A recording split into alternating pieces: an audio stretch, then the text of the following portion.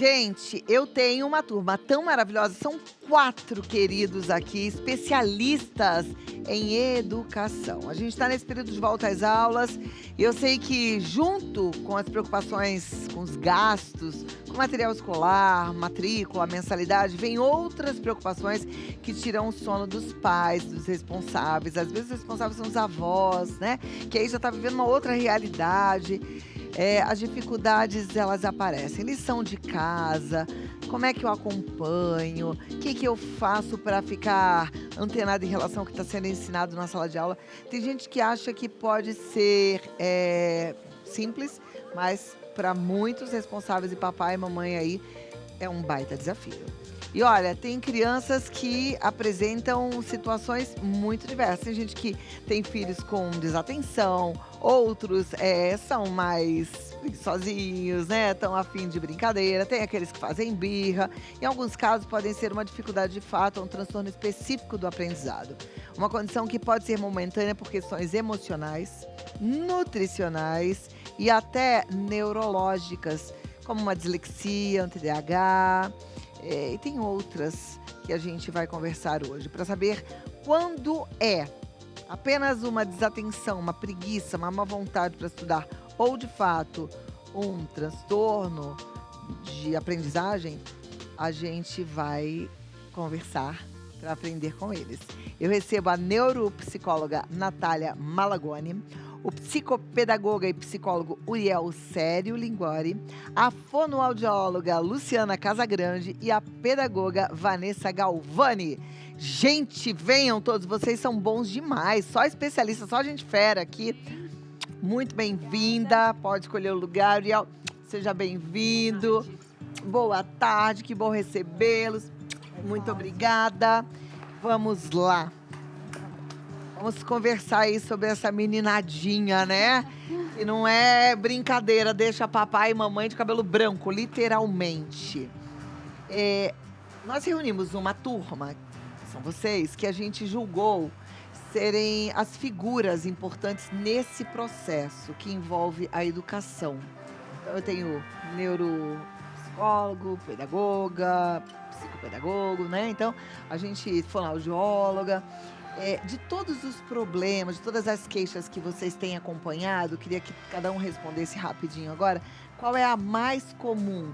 O que tem aparecido mais no consultório? Crianças com que tipo de transtorno ou pais com que tipo de reclamação? Vanessa? Ansiedade. Ansiedade. Ansiedade, agitação. Ansiedade, agitação, Uriel. Eu sinto que pais que precisam de ajuda também. Isso. Ansiedade, com certeza, é o top 1, mas também os transtornos de déficit de atenção, os transtornos de aprendizagem, autismo também está apresentando bastante lá na clínica. A sua área qual é? É infanto-juvenil da psicologia, então a gente faz avaliação neuropsicológica, né? E faz também toda a parte de intervenção psicológica nas crianças e adolescentes. Perfeito. E aí, lá você tem identificado esse tipo de problema? Sim, é o que mais vem de demanda. Tá. Déficit de atenção e hiperatividade, eles sempre andam juntos ou não? Você pode ter uma criança com déficit de atenção sem hiperatividade? Sim, pode ter. Existem os subtipos do TDAH, que é o que a gente chama, né? O déficit de atenção e hiperatividade. Então, tem um subtipo hiperativo, o subtipo desatento e o misto. Mas a hiperatividade, ela pode aparecer em outros também transtornos ou até outras questões emocionais. Então, é o que a gente fala, um sintoma não caracteriza um transtorno. A gente precisa ver todo o englobado ali, né, do que apresenta essa criança. Perfeito. Uriel falou algo que eu achei interessantíssimo. Você falou dos pais, ansiedade dos pais, comportamento dos pais. O comportamento do pai e da mãe interferem a ponto, inclusive, de virar uma questão que fique parecendo até um déficit de atenção e hiperatividade? Eu acho que quando a gente recebe uma criança que vem com uma queixa escolar, o nosso olhar integral envolve também cuidar dos pais e também cuidar da escola, né? Deixar um desses pontos desamarrado não funciona. A gente precisa entender também como está sendo o processo de interação da criança com o processo dela de aprender, né? E isso interfere, com certeza, como os pais lidam com esse processo, né? Se eles ficam preocupados e acham que é preguiça, como você comentou, se eles conseguem, de alguma forma, incentivar e motivar, ou se eles vão precisar de algum recurso de uma avaliação, né, para a gente potencializar o processo de aprendizado da criança. Bom, o interessante seria que todo pai e mãe pudesse acompanhar muito de perto a atividade escolar do filho, mas a gente sabe que, infelizmente, não é bem essa a realidade. Muitos chegam em casa e a criança já está dormindo e saem para trabalhar quando a criança também está acordando para sair para a escola, né? Isso é um problema ou a criança precisa aprender a estudar sozinha? Tem tempo para tudo, né? Eu acho que assim, no período inicial escolar, a criança tem que encontrar estratégias que talvez ela não consiga encontrar sozinha, né? E aí os pais vão estar perto. Mas tem estratégia que o pai não tem obrigação de saber, a mãe não tem obrigação de saber, que vem de um saber mais técnico que a gente pode orientar, né? E aí sim, entrando para o ensino médio, é interessante que ela já tenha a fluidez de absorver aquele conhecimento com uma estratégia até dela, né? É uma conquista, né?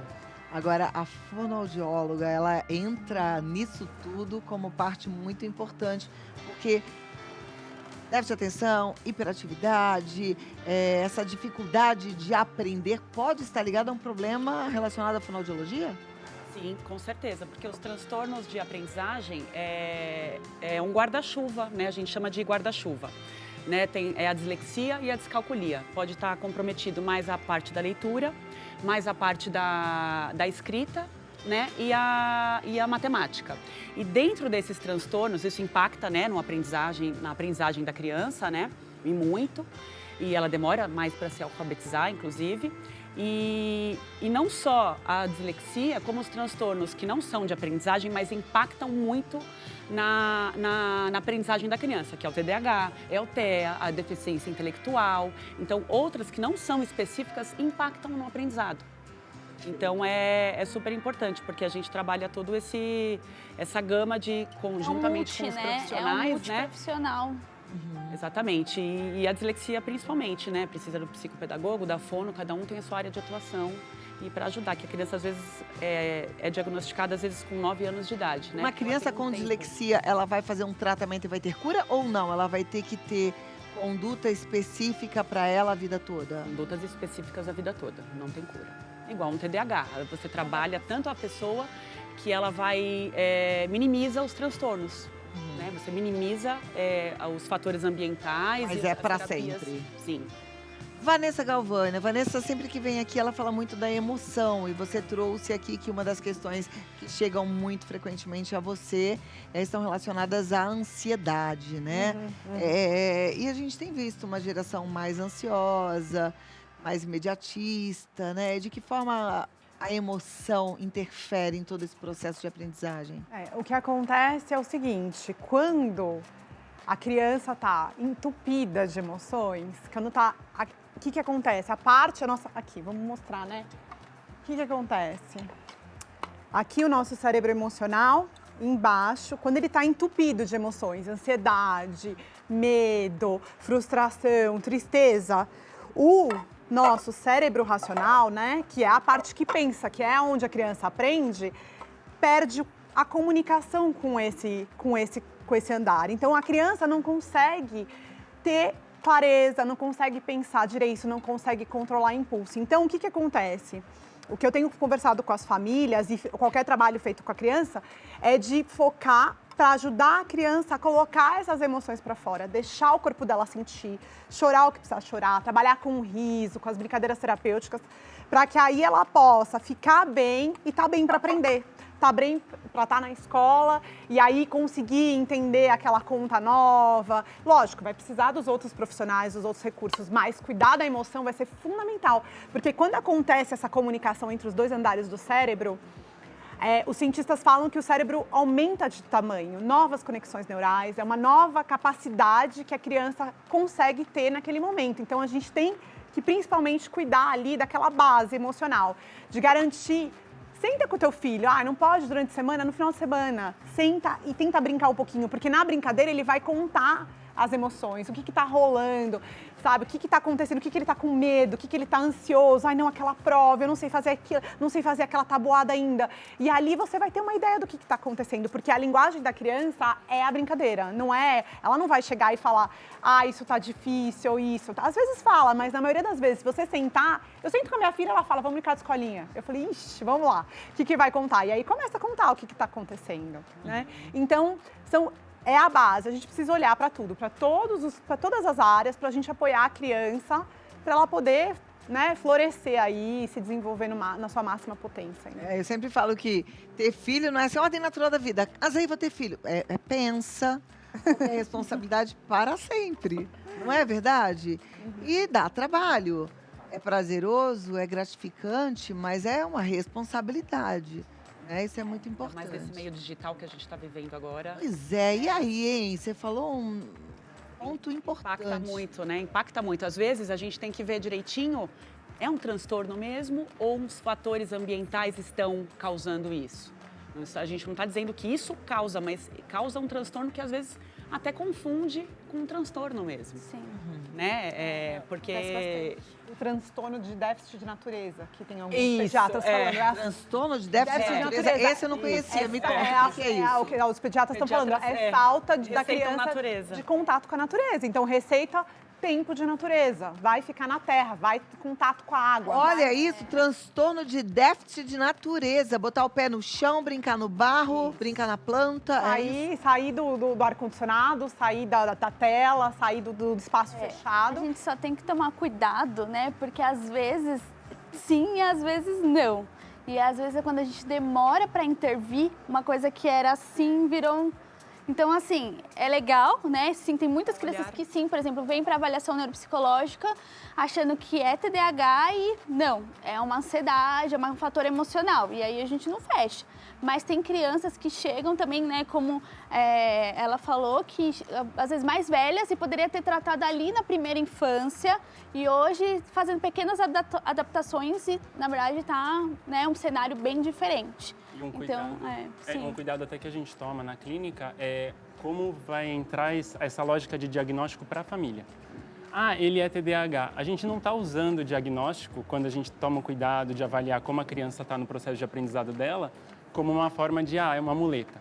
Não, ela tem essa dificuldade, ela tem esse recurso. Na avaliação neuropsi, né, que a Natália faz, a gente tem muita troca, de repente ela vai entender que a criança tem mais recurso visual do que da memória executiva. Meio de você utilizar a seu favor. Isso. Então, na avaliação também a gente vê as potencialidades da criança, não só um transtorno, dar um nome, que é o que eu falo, nome legal, a gente entendeu o que é, mas o que a gente faz com também os fatores positivos que essa criança tem.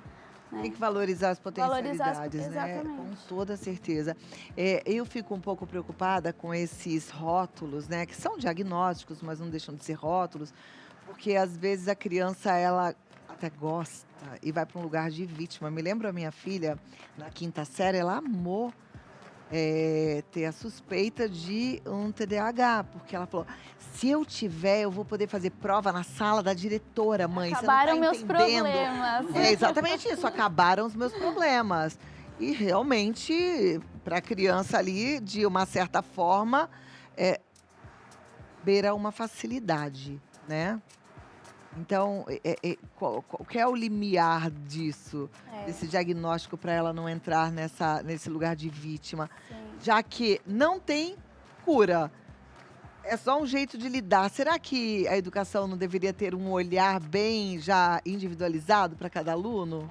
Exato. Então, acho que essas questões, por exemplo, a gente fala muito do autismo, do TDAH, e é o que eu falo, a gente pega um manual dos transtornos mentais, que é onde a gente classifica esse transtorno, e a partir dessas características faz parte, né, aquele nome, né? Mas cada ser humano é único. Então, por exemplo, eu posso ter um transtorno e a outra pessoa o mesmo transtorno, mas nós temos questões diferentes. Então, às vezes, até a forma da educação é colocar naquela caixinha como, é TDAH, então você vai fazer assim. Não, mas o TDAH dela é diferente e às vezes ela não vai precisar de uma prova facilitada. Talvez ela só precisa que grife um pouquinho a necessidade dela, né? Ou que estude um pouquinho mais. Enfim, cada um é único, né? É interessante. Hoje a gente tem mais diagnósticos de tudo isso do que antigamente, porque hoje sabe-se mais do que antigamente? Ou tem mais casos de crianças com déficit de atenção e hiperatividade? O que vocês acham? Eu acho que, assim, os diagnósticos melhoraram, né? Porque, igual, por exemplo, o autismo, antigamente, né, as crianças tinham as dificuldades, mas não se sabia o que era. Ah, ele é um pouquinho diferente, é assim, é o jeitinho.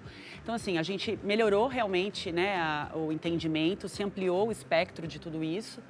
Só que eu acredito que, ainda que os fatores ambientais, que a nossa vida corrida moderna gere tudo isso, principalmente o uso excessivo de telas. A gente tem estudos que impactam, sim, o atraso de linguagem, atraso de fala, de aprendizagem, de conexão emocional, de troca. Então, assim, influencia. Por isso que tem que ver direitinho. Às vezes é um TDAH, né? É clinicamente um TDAH, ou simplesmente adequar essa rotina. Ele não faz exercício, ele fica em tela o dia todo. Como que vai essa criança? A criança precisa de movimento. Até os 7 anos de idade, principalmente, a criança é movimento. Né? Criança do movimento. Às vezes você tem que explorar, né, mais exercícios físicos. Né? Aí a necessidade individual de cada criança. Mas cada vez mais telas. E ótimo que veio essa lei aí agora de proibir o uso de celulares em escolas. Benéfica, né? Veio Muito. boa hora. Agora, deixa eu te fazer uma pergunta. Transtornos como dislexia, descalculia, elas também estão relacionadas ao excesso de tela ou não? Não. Não, é uma condição neurológica? Isso, neurobiológica. Isso, neurobiológica. E Não- normalmente é hereditário? Sim, geralmente sim. Sim. Ok. O que a gente tem que... essas são as diferenças entre um fator ambiental e um transtorno. O transtorno, a criança nasceu com ele. E a gente tem fatores genéticos e ambientais. Quais são os fatores ambientais? A vida ultrauterina. Então, por exemplo, um estresse gestacional, até o momento de parto também é um dos fatores. Hoje a gente está ainda investigando esses processos. Não tem uma ciência que diz exatamente qual é a causa, tanto do autismo, TDAH, outros transtornos. Porém, a criança, ela apresenta essas dificuldades desde bebezinha. Então, essas são as diferenças. Do nada mudou, depois de algum fator emocional, aí mudou. Então, não é um transtorno, é uma questão emocional mesmo que acabou acarretando, né? O excesso de telas e tudo mais. Se for um TDAH, se for um autismo, dislexia, outros fatores ali, ele vem com a criança a partir daquele momento que ela nasce. É um transtorno neurobiológico, né? Perfeito. Tem uma questão que as gerações anteriores, às vezes, até julgam em relação ao que está acontecendo agora. E eu queria que a gente retomasse desse ponto. Tem gente mais velha que fala: isso aí é o jeito de criar. Hoje está muito fácil tudo para essa criançada. Hoje filho não respeita pai e mãe. Hoje eles fazem o que eles querem. Queria que a gente falasse um pouquinho sobre tudo isso, tá? Sim. Porque a conduta mudou. Inclusive, hoje a gente vê muito a presença da psicologia positiva, né? A Vanessa estava falando agora há pouco sobre a importância de dar voz a essa criança, de entender o sentimento dessa criança, coisa que antigamente nem acontecia. Ao contrário, era engole o choro, senão vai apanhar de novo. Engole o choro. E hoje pelo que a Vanessa falou, chora. Chora e me conta sobre essa emoção. Vamos falar sobre isso? Eu volto já já, tá bom? Vamos lá, gente. Vocês são todos muito jovenzinhos. E aí eu fico pensando, eu ainda quero um dia fazer uma roda de conversa com alguém daquelas assim, sabe? É que vocês, essa geração, dão muito papo pra essa criançada, mas eu vou tentar fazer esse papel. Não é muita conversinha, não, pra essas crianças, Vanessa? Eu escuto isso o tempo todo, né? Mas o que eu gosto de falar é o seguinte: tudo tem mudado. A gente sabe, por exemplo, se fumava tantos anos atrás, não sabia os malefícios. Alguns tiveram câncer, tumor, outros não. E a gente sabe que faz mal hoje. É a mesma coisa. Antigamente, bater, colocar de castigo, era considerado normal. Hoje a gente sabe, tem estudos que mostram quanto isso traumatiza e faz mal para as crianças. Então a gente tem que evoluir, né? Então tem gente que fala assim pra mim: mas eu sobrevivi. Mas eu não quero que as minhas filhas sobrevivam. Eu quero que elas vivam plenamente. Então, Vamos deixar isso fluir, né? Eu sei que não é para todo mundo, nem todo mundo tem disponibilidade emocional de permitir que a criança se expresse inteiramente. Você não precisa fazer isso o tempo todo, né? Pode ser quando você conseguir, mas lembrar sempre que possível que tá tudo bem e que aquilo que não tem choro de manhã, né? As pessoas falam, mas existe choro de manhã? Não tem choro. Choro é fisiológico. É igual fazer xixi. Você não tem como ir lá e querer fazer xixi se você não precisar fazer xixi. Então o choro é natural, precisa sair. Então deixa sair, tá tudo bem. Perfeito. Só tem um risco aí bem grave que eu tô pensando aqui. O quê? Vai diminuir demais o atendimento nos consultórios de psicologia para adultos. Porque essa nossa geração apanhou, engoliu o choro, mas foi tudo parar na terapia. Para tratar um monte de trauma. É verdade. Quem pode, foi. Talvez use a terapia agora para autoconhecimento. Olha que interessante. Que é o ideal, não é verdade? É o melhor, né? Exatamente. A gente não precisa Mas parar. realmente vai diminuir, né? E tomara que diminua mesmo, porque ressoa-se tanto ainda coisas que a gente viveu na infância, né? Sim. Tem até um outro paralelo dessa pessoa que antigamente poderia falar que é frescura, que eu já vi chegar no consultório avós, o avô ou a avó descobriu que tem dislexia, se identificou com a causa do neto, e aí os dois encaminham isso de uma forma muito única e às vezes até compartilhando certas estratégias na hora de estudar, né? Então, assim, você vê como o diagnóstico pode também trazer um outro lado, dependendo de como a família abraça a própria facilidade ou dificuldade. Deixa eu te pedir para explicar rapidamente o que é dislexia, porque tem gente assistindo agora que fala, mas como é que é dislexia mesmo? Vem do grego dificuldade com palavras, né? Então, como a pessoa vai aprender a escrita e a leitura das palavras. Tem um filme lindo, inclusive, que a gente gostaria de recomendar, chama Como Estrelas na Terra. Mostra muito o processo de um menininho indiano em contato com o próprio aprendizado e ele tem dislexia. Mostra de um jeito lúdico, as letras voando, ele com a dificuldade de aprender aquilo que está escrito e ele tem vontade, enfim. Entra aquela questão de pessoas acharem que é preguiça, de acharem que é pouca vontade, né? E aí, enfim, dá uma abertura muito legal para a gente entender como é o processo de aprendizado de uma criança, né? É tão interessante, gente, esse filme que o Uriel está trazendo, quem ainda não assistiu, vale a pena assistir. Esse filme faz cair ficha em adulto de um jeito tão especial, né? Eu assisti com meu marido, mas ele chorou tanto. Ele falava, eu era igual esse menino e eu não era compreendido, né? Isso é muito sério. Eu achei que o que esse menininho tinha era TDAH.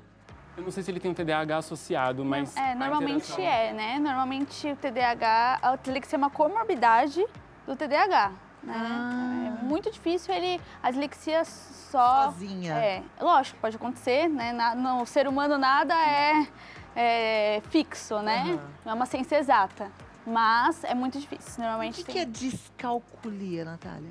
Aí é a dificuldade com matemática, né? Não sabe fazer cálculo. Não, tem dificuldade no processamento lógico-matemático. E é do cérebro, e não tem jeito do pai e da mãe ficarem lá igual a gente. Não. Gente, era muito horrível aquilo, assim, eu me lembro de uns tapões em cima da mesa, presta atenção e decora a matemática. E às vezes não era a habilidade da criança, né? Matemática não é fácil, né, realmente, mas assim, para a criança é sofrido. Mas o que diferencia é que a criança com a descalculia é realmente muito sofrido para ela, é patológico mesmo. Porque tem uma dificuldade com matemática, às vezes se é só uma dificuldade realmente ali, um apoio, um reforço escolar, uma coisa mais especializada ali, consegue. Quando, às vezes, nem isso, aí tem que ser terapeuticamente. Agora, mesmo. e se não conseguir mesmo? Tem essa descalculia grau grave, não sei se existe isso. Aí a pessoa não consegue terminar os estudos, se formar? Ele encontra outra estratégia, né? Isso, pode falar. Que estratégia? Por exemplo, uma criança que tem descalculia tem dificuldade no cálculo, mas às vezes não no conceito daquele cálculo. É quase como se a gente seguisse uma linha reta para chegar no resultado. Eles vão seguir um outro caminho, mas é um caminho mais confortável. Então, eu aprendo os conceitos de física com muita facilidade. Na hora da conta, eu vou me perder. Então, eu vou explicar, às vezes até numa prova adaptada, escrever o meu raciocínio para que aquela conta é algo que eu domino. O cálculo que não. Então tem que fazer o diagnóstico. Olha que assunto interessante que a gente está trazendo aqui. Às vezes o que o seu filho está apresentando como dificuldade é um transtorno, precisa do diagnóstico para você até ir para a escola e falar, vamos adaptar a prova dele. Porque ele estuda, ele sabe, ele tem descalculia. É isso. E é importante também, Cláudio, falar que um transtorno, ele não é sinônimo de burrice, de falta de inteligência. Porque eu já atendi muitos casos de crianças que fizeram o diagnóstico e fizeram adaptações, com as adaptações conseguiram estudar. E eu tenho vários contatos de profissionais que hoje são profissionais formados em universidades públicas, federais. Então isso não quer dizer nada que ela não tenha uma inteligência. É uma forma diferente ali de processar as informações. Por isso que eu até, às vezes, trouxe um modelinho do cérebro, porque cada um é uma dificuldade cerebral, porém, é uma forma diferente de conexão. Então, ela precisa entender essa conexão dela. Quando ela se conhece, tudo faz sentido. E é por isso também que a gente trabalha muito com as famílias. Então, a partir da terapia familiar, que a gente vai criando esse elo, né? Agora, deixa eu fazer uma pergunta. A rede pública, ela está preparada para receber o diagnóstico de um determinado aluno e ter aí diferenciações nas provas e nas questões escolares? Eu vejo professores dando nó em pingo d'água, né? Professores que tentam, mesmo com poucos recursos, ou uma certa, dependendo, né, da configuração até do local, mas eles fazem o possível para, talvez não de um jeito exatamente técnico, mas conseguir olhar aquela criança enquanto única, né? Então, tem uma frase, né, que fala, se a criança não aprende do jeito que está sendo ensinada, ensine-a do jeito que ela aprende. Então, os professores da rede pública, isso, fazem nas tripas coração para poder entender esse aluno com menos recursos e menos. Bom, Mas todas as escolas, aí... eu fico feliz. Ideal. Eu estudava muito com a minha filha com música, porque ela tinha dificuldade de aprender coisas de história, então a gente fazia música, assistia algumas aulas no YouTube que eram cantadas e decorava-se aquela música e para ela fazia sentido. Sim, porque a cria é o que até, querendo ou não, a gente vai se conversando, né, as profissões. Mas cria essas conexões positivas. Então, toda vez que a gente tem uma emoção, nós realizamos conexões, né? Então, isso ela vai assimilando melhor aquele conteúdo a partir dessas conexões positivas. Por isso é que o pote importante. da emoção tem que estar vazio para poder fazer esse porque contato. se tá muito entupido, aí não consegue, né? Não consegue conectar com emoção nenhuma, porque já não cabe mais emoção naquele tanque E ali. aí a criança fica daquele jeito que tudo é muito difícil, que ela reclama por tudo, que ela chora por tudo, faz Igual birra. criança com sono, que sabe o que é, mas tudo tá isso. ruim. E aí quando você consegue ajudar ela a esvaziar, ela, opa, peraí, tá voltando. Aí consegue estar mais atenta. Perfeito. Dificuldades auditivas. Influenciam, impactam bastante na aprendizagem, né? O ideal é, né, na maternidade já tem o teste, né, da orelhinha, e acompanhando, e principalmente todo ano, principalmente se tem um atraso de fala, de linguagem, né, nos primeiros anos de vida, e também na fase de alfabetização, de pré-alfabetização é sempre bom levar o otorrino, fazer o exame, levar a fono, fazer a audiometria, para checar, porque às vezes impacta, né, às vezes é só isso, assim, às vezes é uma cera que está impactando ali, ou uma dificuldade auditiva mesmo, né, que precise de aparelho e tudo. Às vezes é uma limpeza, né, às vezes um tampão de cera está tirando ali, aí vai dar um problema na codificação dos sons. A criança vai escrever com F, vai escrever com V, mas está escutando com F, porque tem essa dificuldade no processamento do som e o processamento sensorial também, auditivo sensorial. Lu, como é que para as crianças que têm um grau maior de dificuldade auditiva fazem? Porque muitas vezes elas não conseguem acompanhar nada, né? Elas precisam ter um apoio especializado também junto para... E a escola também conseguir. faz esse trabalho. Também tem que adaptar. vendo? Deveria, né? Deveria, mas aí Isso. precisa do diagnóstico, A gente- precisa da sim. família ali junto. Precisa de tudo Vocês isso. estão entendendo que esse bate-papo aqui é para criar um certo alerta para você, que é pai, mãe, vovó.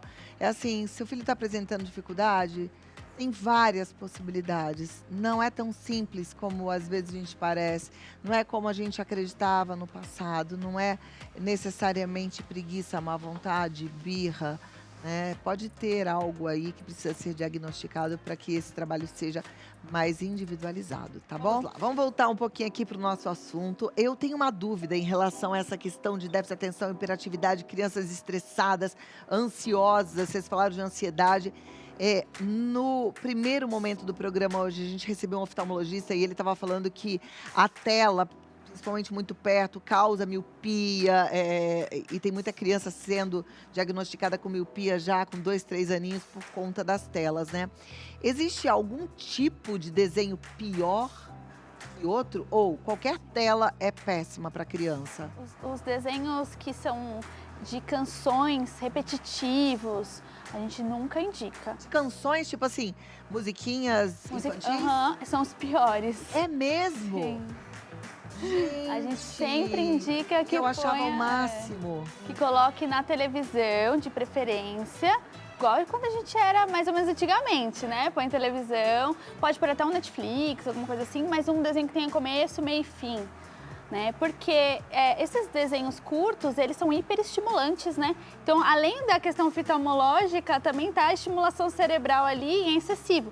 Se a gente for entrar em níveis cerebrais também, excesso de dopamina, hormônio da felicidade. Aí tem muitos casos que isso sempre acontece lá na clínica, que quando tira o celular é um caos, tem choradeira, gritaria, mas é como se a gente estivesse tirando o pirulito da boca da criança, tá? Lá, a dopamina toda, não, dá aqui esse pirulito, como se fosse a mesma coisa. Sabe? Olha, eu te falei assim, com essa perplexidade das musiquinhas, porque no Netflix tem canais só de musiquinha, com todas as musiquinhas infantis, né? Tem a da roda do ônibus, em inglês, e eu... às Pode vezes, pôr, mas assim, moderado, né? Monitorar, né? melhor evitar, melhor mesmo um filme daquele longo, vamos É assim. excelente, mas que seja cantada junto, para ter essa troca. Para ter a troca, que a criança Assim, responda eu acho e até brinque. que estamos vendo juntos, é pra ver junto, é pra cantar junto, é pra conversar, né? Mas é melhor evitar. E descobrir a música como uma forma de interação, como Sim, sempre foi, sim, né? Sim. Perfeito. Sabe uma coisa que é legal? Documentário de animais. Uhum. Discovery, que Animals, lá, sei lá, tem esses programas que mostra a baleia no fundo do mar. E também, porque é devagar, né? Tudo que tem baixo estímulo. Então, tem poucas cores, onde os personagens se movimentam devagar. Isso tudo, né, diminui o estímulo do cérebro. Então, tudo que for mais tranquilo para a criança vai ser melhor. E tela só depois dos 2 anos. É o recomendado Só depois pela dos 2 OMS. anos. Pelo menos. Pelo menos, né? Aí depois dos 2 anos apresentou, eles querem, né? Aí segura. Tem que segurar. Eu queria uma consideração final de cada um de vocês, que a gente está chegando ao fim. Lembrando que tem muito pai e mãe numa ansiedade tremenda, né? Porque as aulas começaram. E aí, Natália? Sim.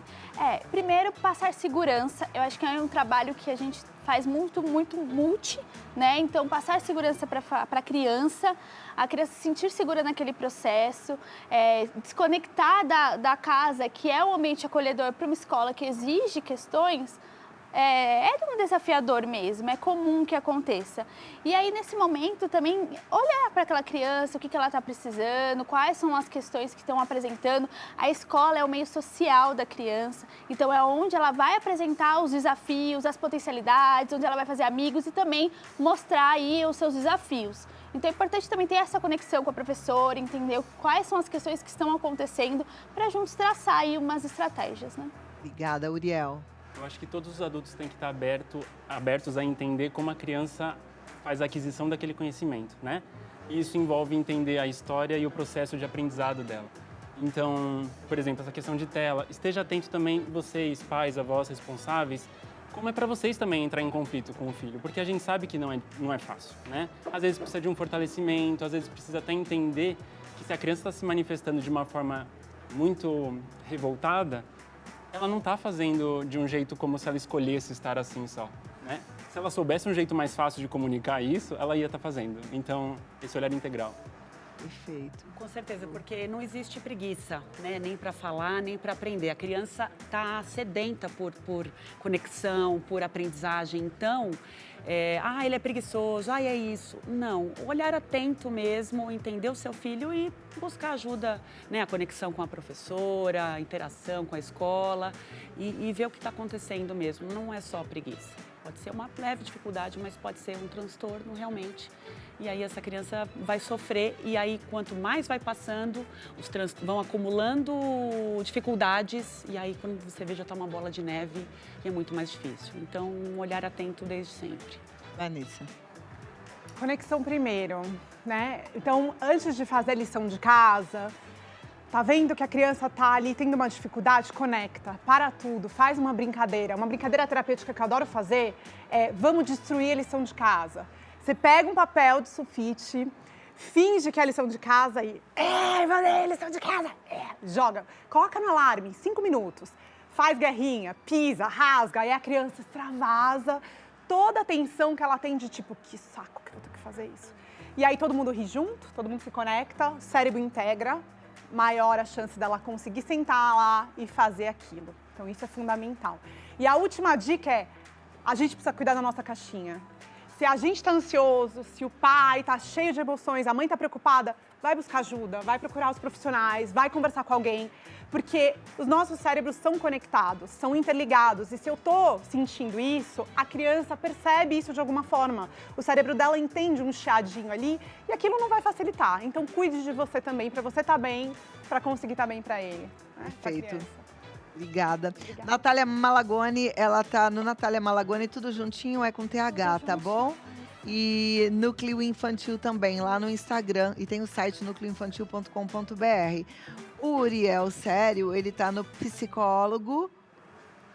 Psicologia Uriel. Psicologia Uriel. Se quiser marcar uma consulta, 11 4532 4975. Psicologia Uriel. Luciana Casagrande, fonoaudióloga, está no fono.